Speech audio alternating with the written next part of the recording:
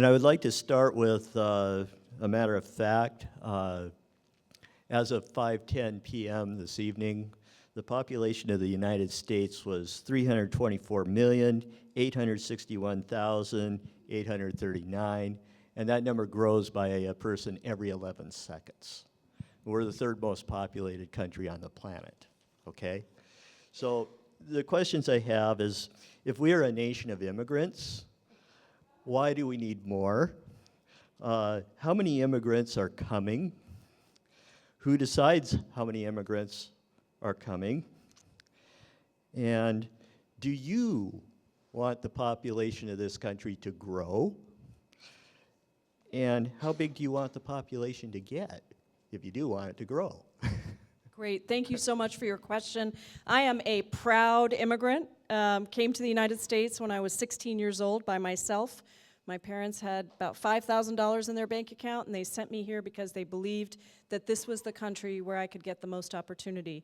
And when I think about immigration, I think of how unless you are a Native American who shared your land with everybody else who came to take the land, then you were either an unwilling immigrant brought over on slave ships to build the infrastructure of this country, or you were an immigrant who came to escape persecution and devastation in some other place. But every one of us is an immigrant.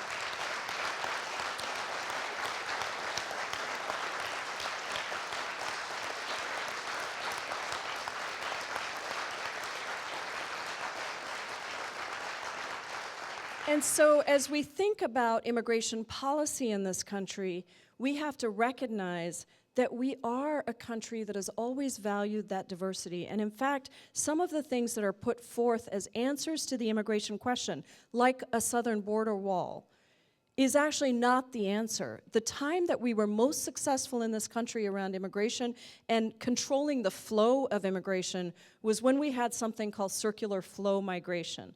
And that meant that people could come in and go out, because we do need labor here. And unless you don't eat fruits and vegetables, or you don't sleep in a hotel room, or you don't, drive on roads that are constructed by workers, you are using the labor of immigrants. But we've never adjusted our immigration system to match that. When we started building the wall along the southern border and actually increasing all of the security along the southern border, we not only didn't keep people out because, I think it was Janet Reno who said, show me a 100-foot wall and I'll show you a 101-foot ladder, but we also stopped people from going back. There are a lot of immigrants who actually would love to be able to go back across the border if they were allowed to, and if we would update our visa system and our immigration system so they could go back and forth. So we've always known what the answer to the problem is.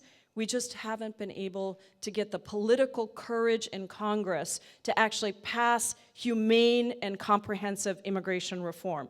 We did pass it in the Senate in 2013, 68 bipartisan votes that would have allowed us to actually have an immigration system that matches our values and matches the demands of our economy and would actually grow our economy. That was in 2013. John Boehner wouldn't bring it to the floor.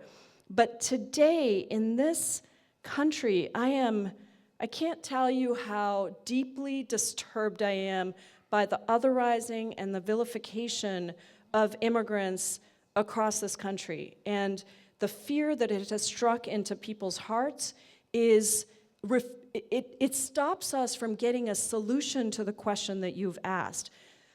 We may have one of the largest populations in the country, but we also have a giant country.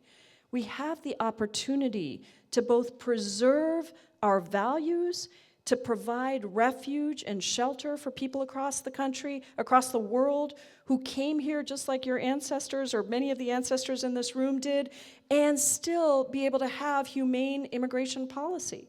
So it's not a question of population.